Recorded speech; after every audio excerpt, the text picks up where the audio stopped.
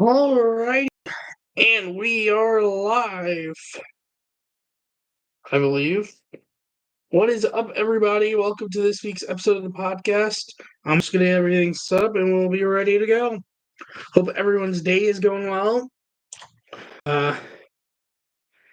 As we are back into swinging things with baseball. Hold on a moment. I'm going to check something. Okay.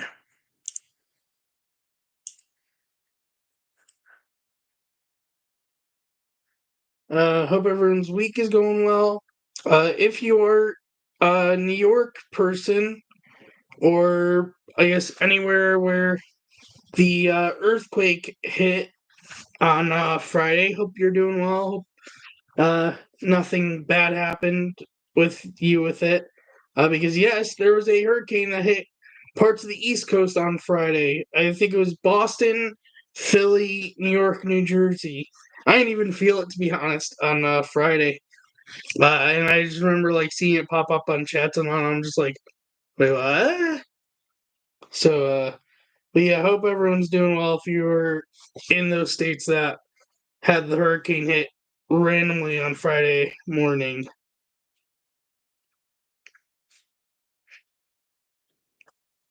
And well, if you're not in one of those states and this is the first time you're hearing about this, well, now you know.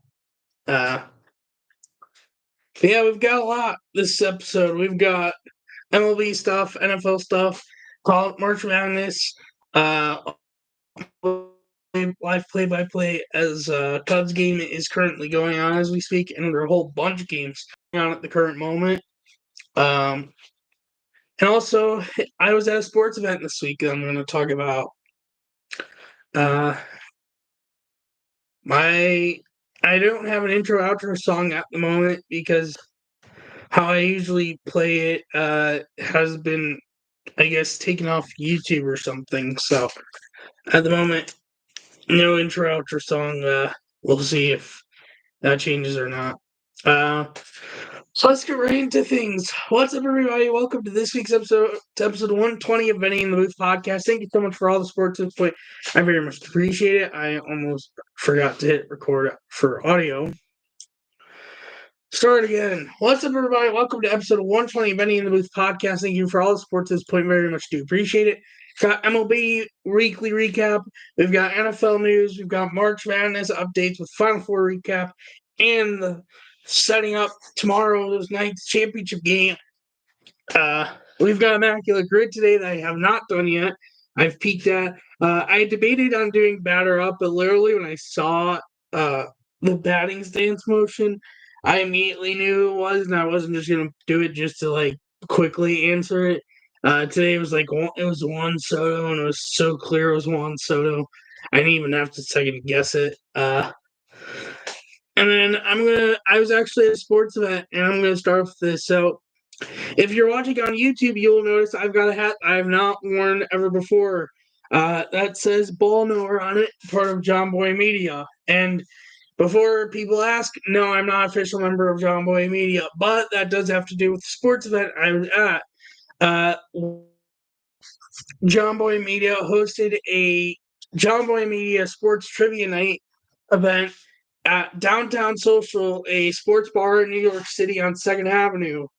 And I have to say, I mean, the event also was great, but it's actually a pretty solid sports bar place in New York City. And if you're looking for a cool sports bar to check out now, I don't think any of the food is kosher. So if you're a Jew and you're looking for sports bar with kosher food, not a place to go. But if you're just looking for a place to chill and watch sports for a sports bar, I'd recommend it. It's something like 2nd Avenue in New York City.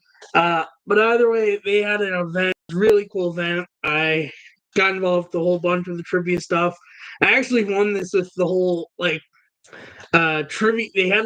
They started off with each team was its own table, and you had 10 questions to try to get every single one answered correctly, which fittingly, I actually, between me and a couple of other people, we got all 10 correct, and that's how I got this hat.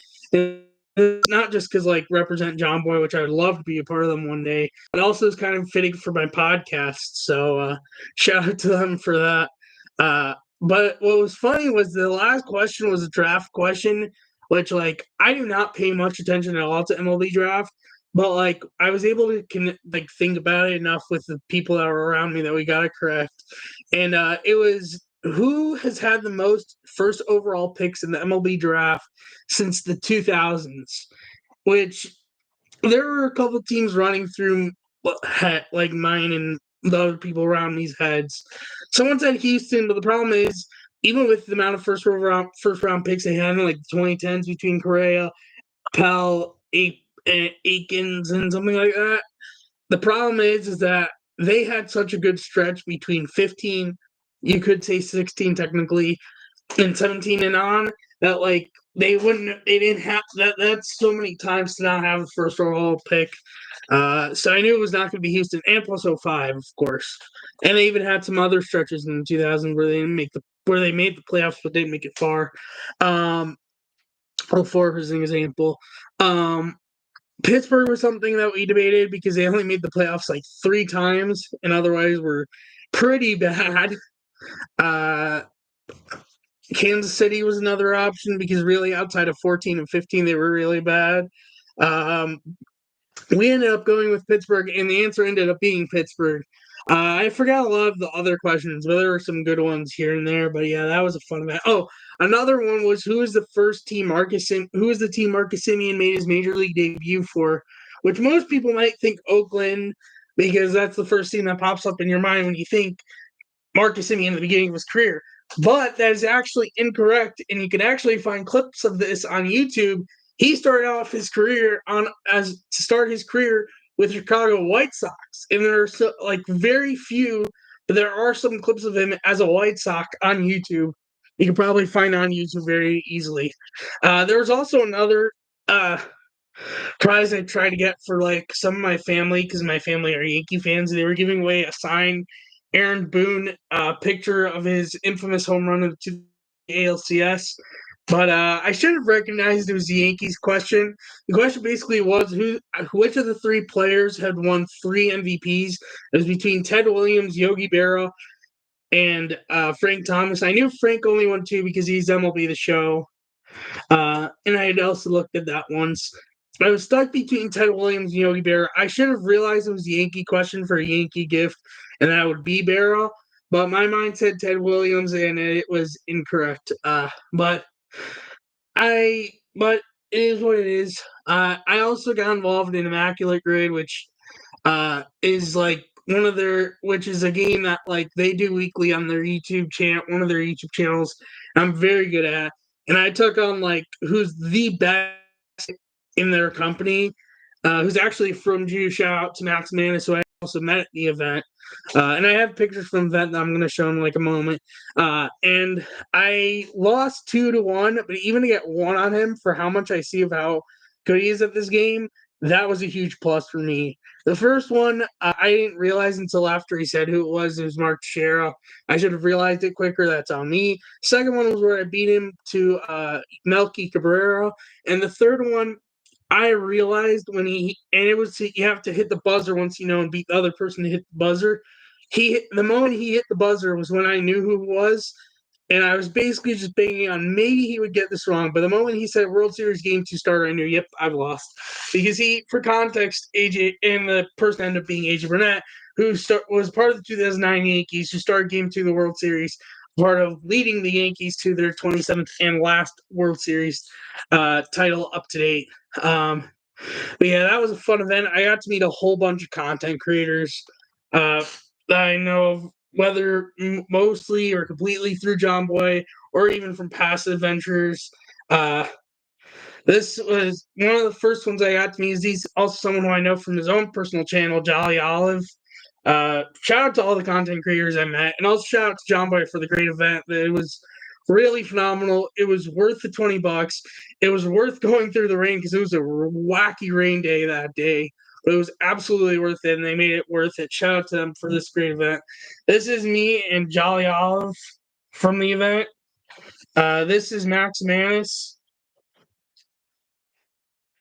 This is, for context, not just someone part of John Boy, but someone I know through MLB The Show content creator who was, I'm pretty sure, one of, if not the first ever MLB The Show content creator I found when I started watching MLB The Show content creators on YouTube, Shelfie, which shout out to him that I got to meet him, which that getting to meet him at this event, because I wasn't sure, I was like kind of hoping he had recently joined John Boy, but he also doesn't live in well, actually I'm not gonna add that part, but I was kind of hoping, and it worked out big time, and that like made my day.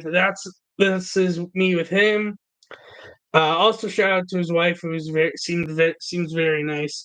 This is like two people part of a blitzball team who's also part of John Boy Media, Jack and Zoe. Trying to get this like get good in the frame. Another person from their warehouse, but also part of their content big recently, Dalton. Uh, and they were all like very nice to me. And then this is someone actually not even baseball mostly, more of just football, part of Talking Giants podcast. Uh, Justin Pennick, all really nice to me, and it was a great event. Shout out to John Boy. Shout out to the content creators I got to meet.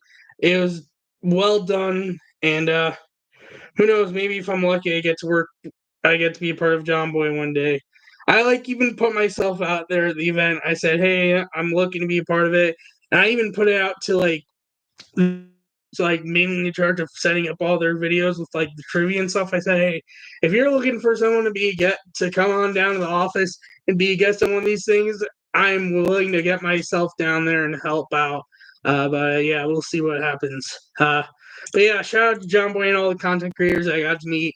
They were really nice and awesome. It was a great event, and we'll see what happens. But anyways, let's get into this week's podcast. So, March Madness update. We had the Final Four last night. First game between Purdue and NC State. Purdue advances to the national championship game.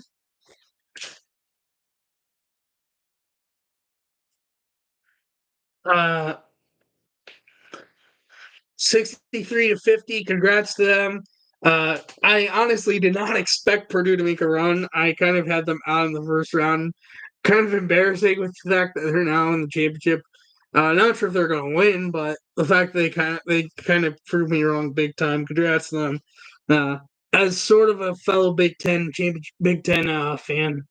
And then in UConn against Alabama, Alabama's Cinderella run ends at the hands of UConn, 86-72, and the defending champions are right back in the championship game roughly a year later, but this time taking on Purdue.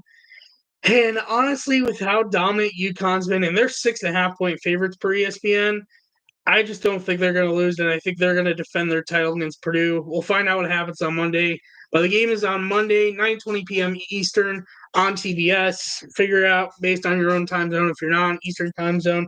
But we'll see how that unfolds going in. Before we dive into MLB Weekly Recap, I want to talk about a tough subject to talk about with baseball, and that is starting pitcher injuries. It's gotten serious. I threw in 3 pitchers that have headlined big injuries recently. Yuri Perez, who's had also some injuries on and off, now out for the rest of the season with Tommy John surgery. Shane Bieber, ace of the Guardians, who's also had injury problems on and off, but is key to the Guardians' success, who literally has not seemed to have had problems when he's pitched this year, and it's looked really good so far. Out for the rest of the season with Tommy John surgery, and maybe even to 2025. And then the big blow that happened, I believe either Friday or last night, Spencer Strider, ace of the Braves, who's literally been lights out for them in the regular season, not so much necessarily in playoffs, out for a decent amount of time with UCL strain. MLB's got to figure out what's going on. I don't know if it's velocity. I don't know if it's certain pitches that people are throwing. I don't know if it's pitch clock, but MLB's got to figure it out, get it fixed, and stop these crazy amount of injuries in pitching. I mean, hitting, there's also been some, but it's more just pitching is crazy how many injuries there are. Garrett Cole's also injured. John Means, I think, might be injured. There are so many pitchers, big pitchers for teams are injured. I mean, I can even throw Justin Steele. I mean, he might be back pretty soon, hopefully, like in May. But there are so many pitchers. They got to figure out what is going on, and they got to fix this issue ASAP. And I hate to like do rants, but this is deserved to be of a rant. Before we also get to MLB Weekly Recap, I am going to do Immaculate Grid because I almost forgot to do that for the podcast. So let's dive into this. So the row up across is Cincinnati Reds having 300 plus batting average in a season not for career, and having a 30 plus homer in a season for a team. And going down up to down is Baltimore Orioles, Pittsburgh Pirates, and Washington Nationals. Washington Nationals and Cincinnati Reds, I believe Drew Storen pitched for both. That's going to be who I'm going with, and he did 0.8%. That is a really good find. Was part of 2012 and 14 Nationals. Closer did not end up well for them. Pirates and Reds, there's like a couple of answers that are running through my mind. Dave Parker comes to mind. Colin Moran comes to mind. I'm going to go Kevin Newman. A sneaky, I think, really rare answer, even though recent. 2%, I will very much take that. Sorry, I'm also watching Cubs-Dodgers. That's going on at the moment. And I'll dive into that once we get into today's games. Reds, Orioles. Instant name that comes to mind is Eric Davis, but I could also use him in a different category or two here. Reds, Orioles. Who else could I use for Reds, Orioles? I don't think he did, but I'm curious to. I know he played for Reds, but I don't think. Yeah, no, not Baltimore. Though he would fit for Reds, Pirates. Would he fit for Pirates 300 batting average or home runs? He was not even full season with Pittsburgh, so that doesn't really help me. Well, never mind. For context, I was thinking of Sean Casey, but he doesn't work out for Pirates and has not played for Nationals or Orioles. Who else would fit Orioles and Reds? Pretty sure Joe Morgan doesn't fit, right?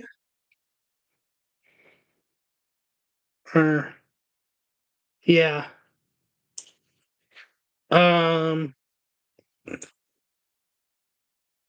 Cueto doesn't. I believe Edinson doesn't. Edinson Volquez. Well, you just think of names have played for at least one that maybe could have played for another. By the way, I'm curious to check actually. Now I'm thinking of Colin Moran. I wonder if he fits any of the spots of 300 average for season or 30 plus homers for season for Pittsburgh. I doubt it, but I'm willing to check it. Maybe surprise me. And he absolutely does not. Well, interesting thought, but he does not. He's only had 10 plus homers max in the season. Orioles and Reds. Orioles and Reds.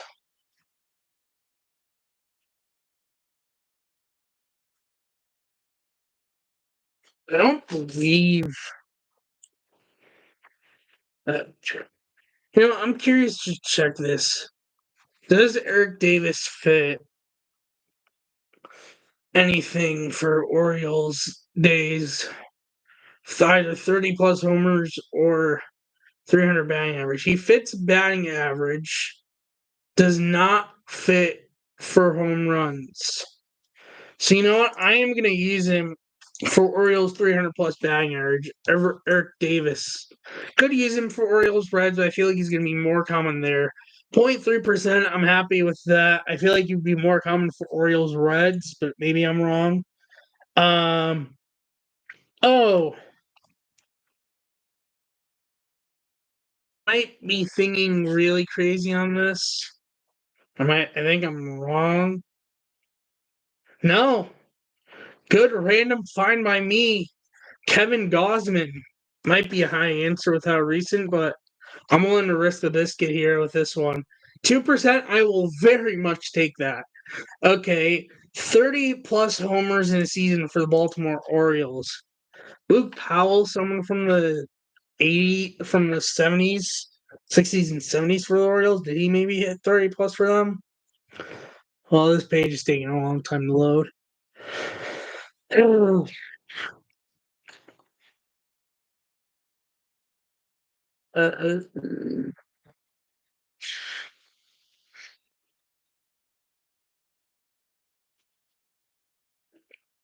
Meanwhile, I guess let me start thinking of others. Um, hmm. Also, with the Nationals, of course, that includes Montreal Expos because it's all the same franchise. Kind of wish this would load a little bit quicker so I could get a clear answer. Oh Lord. I mean, I could also risk the biscuit and just go with it. You know what? Fudge it. I'm risking the biscuit. He's not loading quick enough. Boog Powell, 30 plus homer for Orioles. He did 12%. I will take that. It's just taking way too long to load for me to even try to wait. Curious if anyone on 1975 Pirates maybe fits 300 plus batting average. Homers, I feel like I could. There's like at least one or two, but wondering more for batting average. And again, this page is taking a long time to load.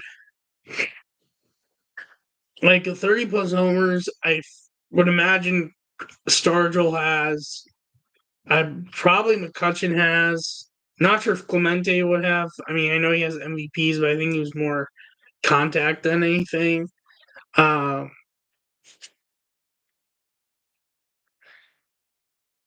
Nationals obvious ones would be like Harper, Rendon, Zimmerman could have had one.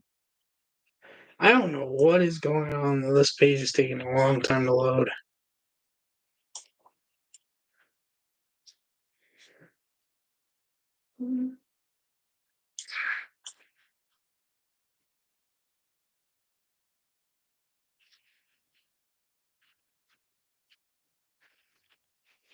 There we go.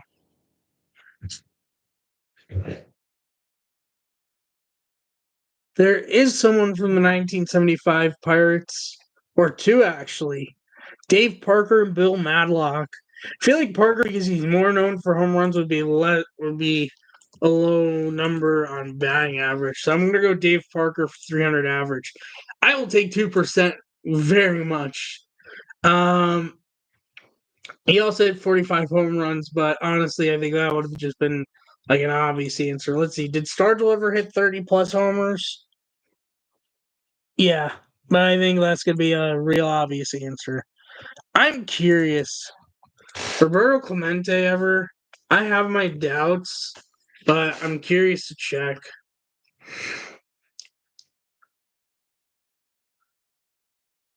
He did not. The closest he got was to 29. Random answer I'm thinking of from their 90s teams that I'm wondering if he maybe hit 30 plus homers. No. I was thinking Andy Van Slyke for context. Um, Jason Kendall ever have 30? Catcher from like 90s, 2000s. I think it was way too much more contact based to be have homers, but maybe I'm incorrect. Maybe, and again, taking a long time to load.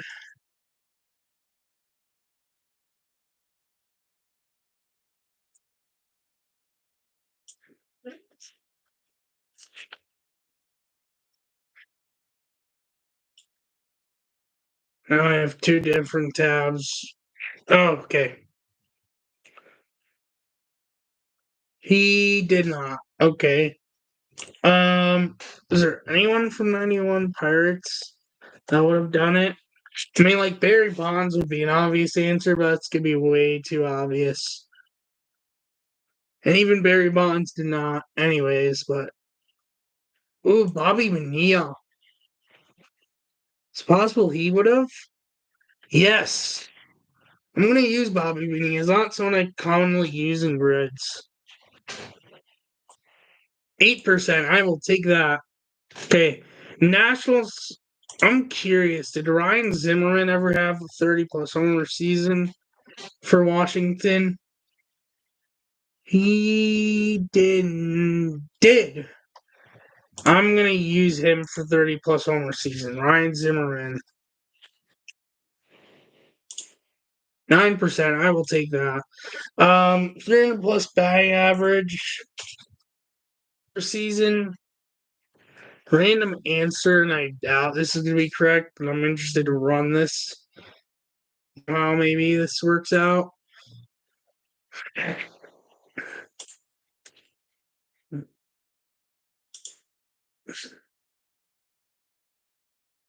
No, yeah. I was thinking Danny Espinosa, but that's way too much of a fluke. Jason Worth, maybe?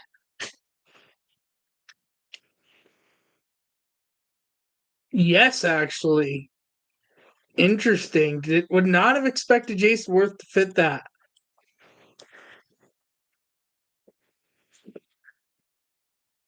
Former Philly as well. 36 is my total rarity score. That is a very good rarity score. 1% for Jason Worth. I will take that. So the top answers for today's grid.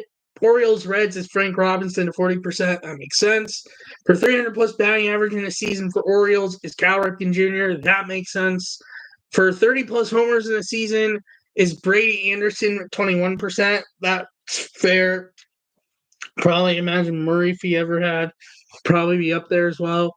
Pirates Reds top answer is Dave Parker. Good thing I did not use him for Pirates Reds. For Pirates 300 average batting per 300 average for a season is Clemente at 28%. For homers in the 30 plus homers in the season for Pirates is Roberto Clemente at 24%. Good thing I did not use him there. Or not Roberto Clemente, Willie Stargell. For Nationals Reds, top answer is Adam Dunn at 24%. I actually forgot about that. And good thing I didn't even use him. Nationals for 300 plus batting average would actually be Tim Raines at 13%. That is interesting, but that's fair. And top for home runs, of course, would be Bryce Harper at 32%. Makes sense. He did win an MVP for Washington. And that is today's Immaculate Grid. Before I actually get into MLB weekly recap, let's go over some NFL news. Carson Wentz has found a new home with the Kansas City Chiefs. Justin, probably backup though. Justin Hardy is special team reserve. There's a Cleveland native signs with the Cleveland Browns. Clyde Edwards-Helaire re-signs the Kansas City Chiefs on a one-year deal. Derek Brown, defensive tackle, signs an extension with Carolina 4 years, $96 million. And of course, the big headline since last week's episode: Stephon Diggs has been traded from the Buffalo Bills to the Houston Texans, along with a 2024 sixth and a 2025 fifth to the Texans for a 2025 second round pick. This is a steal in what Houston had to give up, and we got for Diggs. Can kind of understand it though for Buffalo with cryptic tweets and stuff, but we'll see how this plays out, whether it actually works out in Buffalo's favor or not. Now let's dive into MLB Weekly Recap. Cubs game, they're having some craziness with the infield dirt with the rain going on Wrigley right now. So let's starting off from Monday. Shota Minaga in his MLB debut got first win in his MLB career, going 6 innings with 5 2/3 being without giving up a single hit.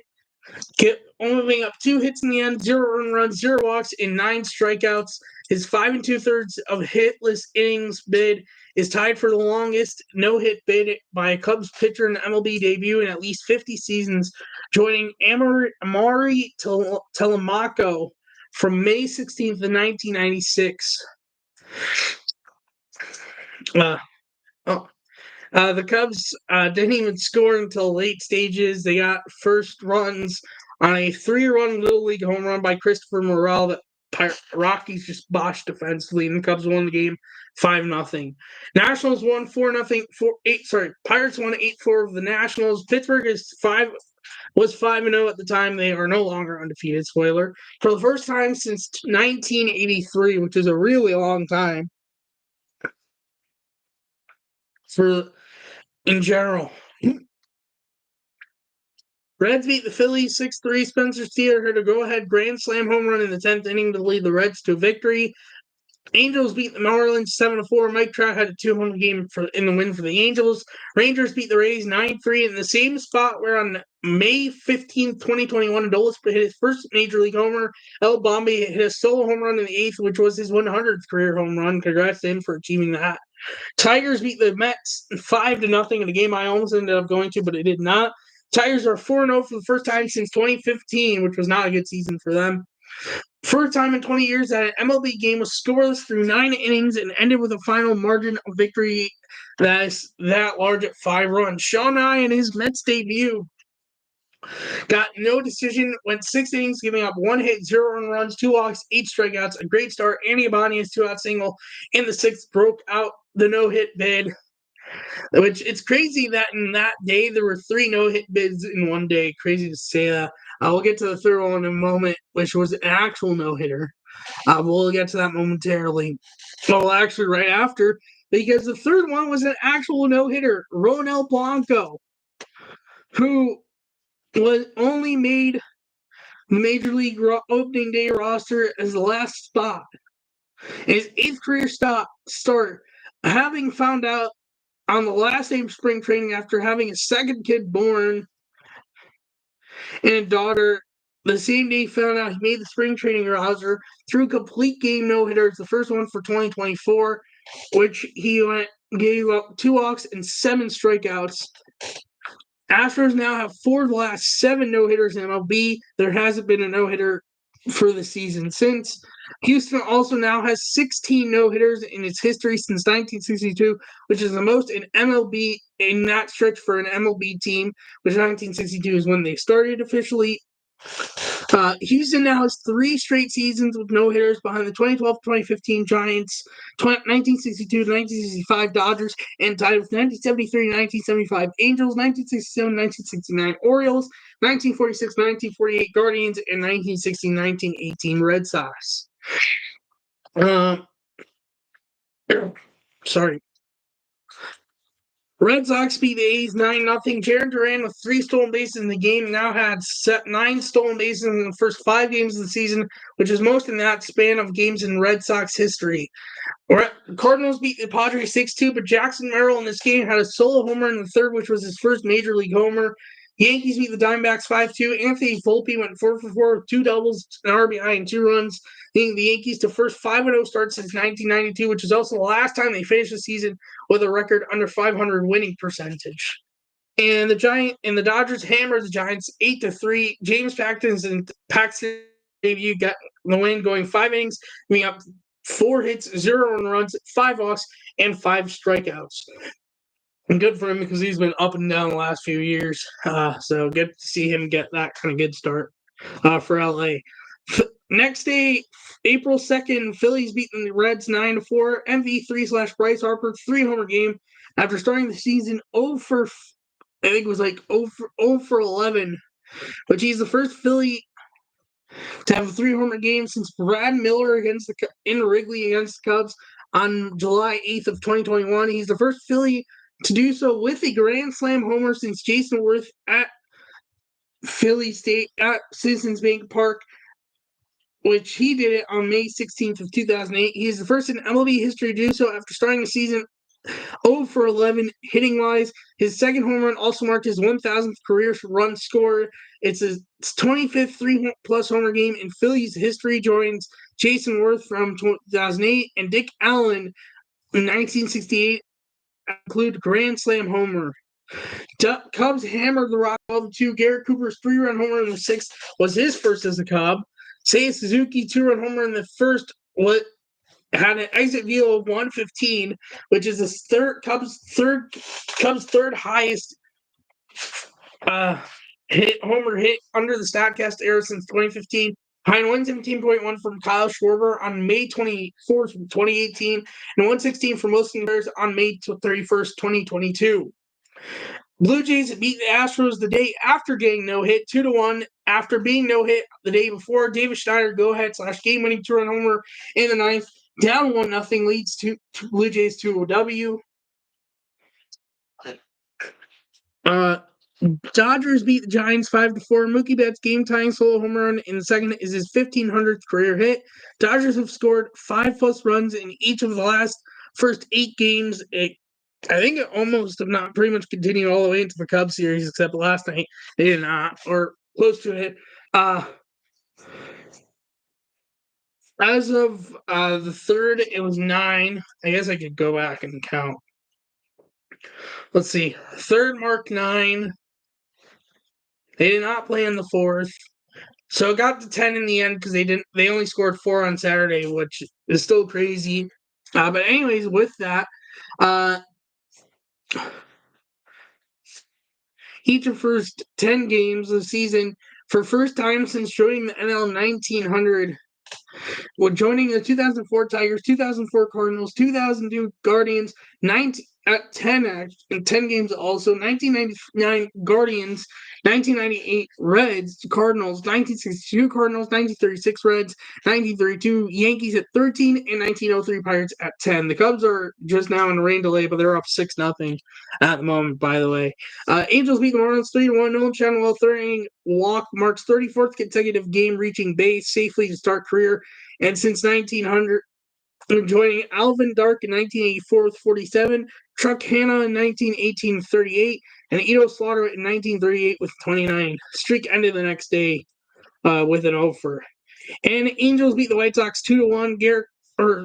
White Sox beat the Braves 3-2. Garrett Crochet 8 strikeout performance makes him have the most Ks in a pitcher's first 2 career starts in White Sox history. He was formerly a bullpen arm and now turned to starter. Good for him to have that start his starting pitching career. That is it for May 2nd. May 3rd. Wonder if they might. I guess we'll see what happens with this Cub game. May 3rd, Twins beat the Brewers 7-3, but in this game, Jackson Chourio had his first major league home run or solo home run in the 5th, and makes him the youngest Venezuelan player at 28 years old, 23 days.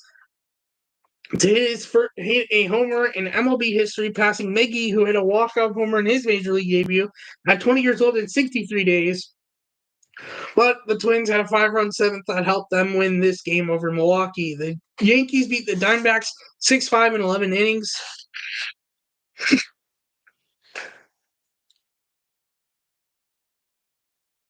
Sorry, they're just showing something that might indicate this game being over. Blaze Alexander in this game had a solo run in the second, which is his first major league homer. Sal Marte's first inning doubles his 1,000th career hit, while the Yankees won in the end 6-5. Padres beat the Cardinals 3-2. Kyle Higashioka became the first Padres catcher since 1974 when inning-specific data was available to throw out 2 runners attempting to steal in the top half of the first inning and then hitting a solo home run in the bottom half of the first inning. No, sorry, in the 4th inning, In 1 inning, their homer was also his first as a San Diego Padre. Nationals beat the Pirates 5-3. Joey Gallo's second inning solo homer was his first home run with the Nationals. The Cubs won 9-8 over the Rockies, but the Rockies came back from down 8-3, putting up 5 in the 8th to tie the game at 8-8, but still lost.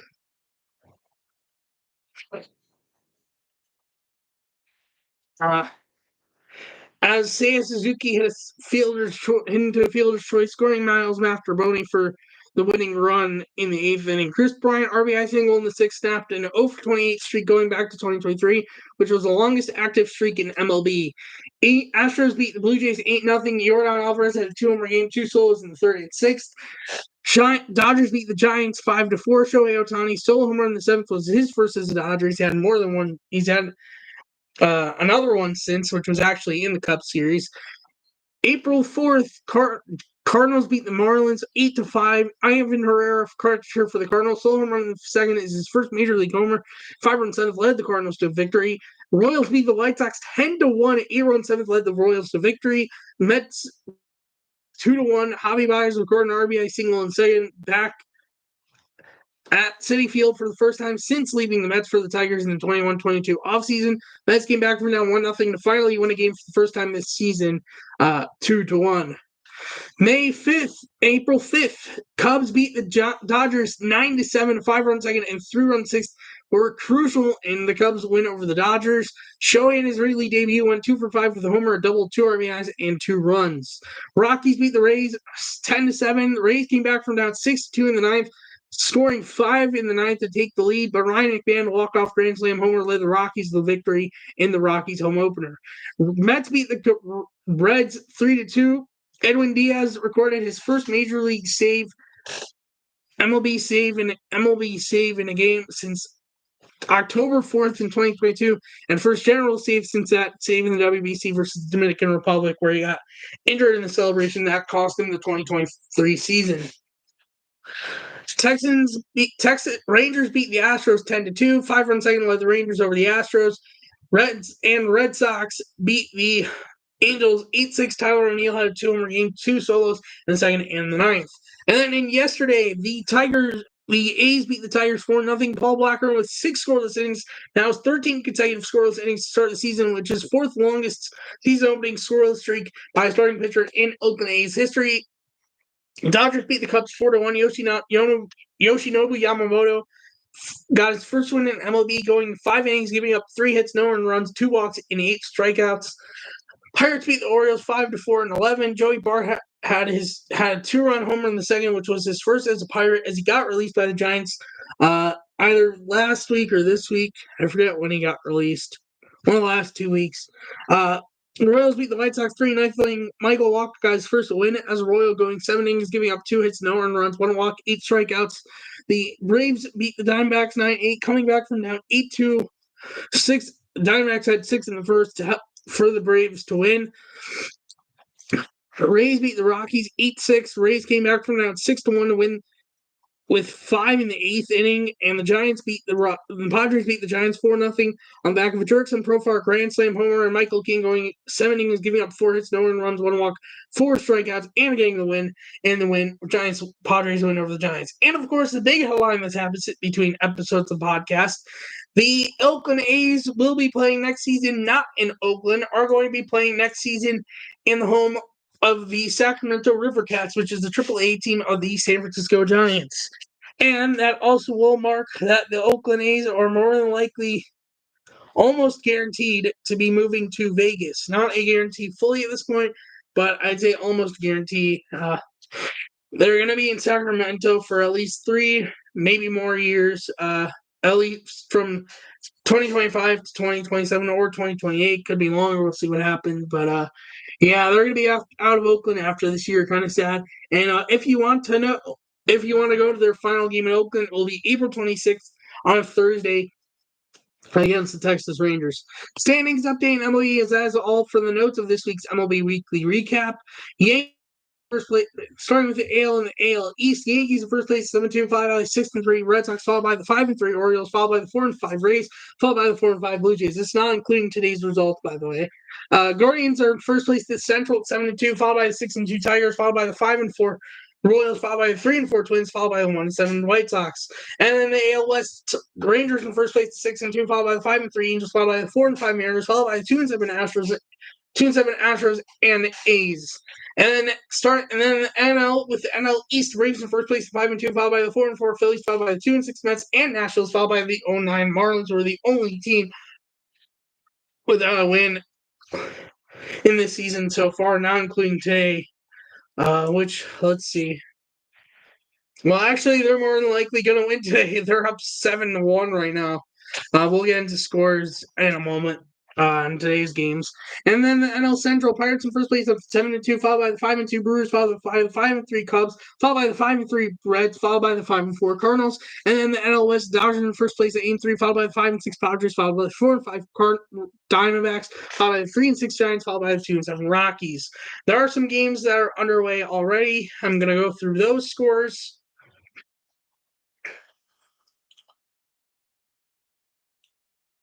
I just got to fix something.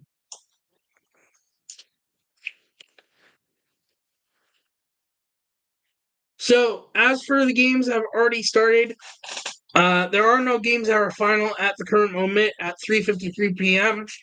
Orioles and Pirates are in the bottom of the ninth. Orioles are up 2-1, are 2 outs away from winning their game. Yonny Urquidy pitching for Baltimore, as Bautista is still injured. Rowdy Tellez at the plate, but bases loaded. Phillies are losing the Nats 3-2 in the bottom of the eighth, nobody out. The Braves are winning over the Diamondbacks 3-2 in the bottom of the eighth. Tigers are losing the A's 6-1 through 8 innings. Mets are up 3-1 over the Reds through 7. About to start the eighth, actually. The White Sox are winning over the Royals 3-2 top 7. Marlins are up over the Cardinals 8-1 top of the 7th. They're more than likely going to win their first game of the season. The Yankees are leading the Blue Jays 5-3 in the bottom of the sixth. Soto did not do anything in the home opener for the Yankees, but he did have RBI last night. See if he's done anything today so far. No, wrong thing. No, nope. It's been Rizzo, Stanton, and that's it for the Yankees so far. But still got some game left. Brewers are beating the Mariners badly, 10-2. The Cubs are in rain delay against the Dodgers, but are up 6-0 at the current moment. The Rays are beating the Rockies 3-0, middle of the third. Giants and Padres. Giants are about to start at 4:05. Matt Waldron against Logan Webb. Red Sox and Angels also about to start at 4:07 p.m. Tanner Houck against Chase Silseth. And then Sunday Night Baseball is Astros at Texans at 7:10 p.m. Ronel Blanco against Dane Dunning. Blanco on his first start since that no-hitter. And that's this week's episode of the podcast. Thank you so much for watching and listening. If you're new on YouTube, leave a like, hit the subscribe button, leave a notification button so you're notified when I go live and or post a new video. If you're new on audio, follow the podcast, leave a review, hit the notification button so you're notified when I post on there. Thank you so much for watching and listening. I will see you next week's episode 121. Bye-bye.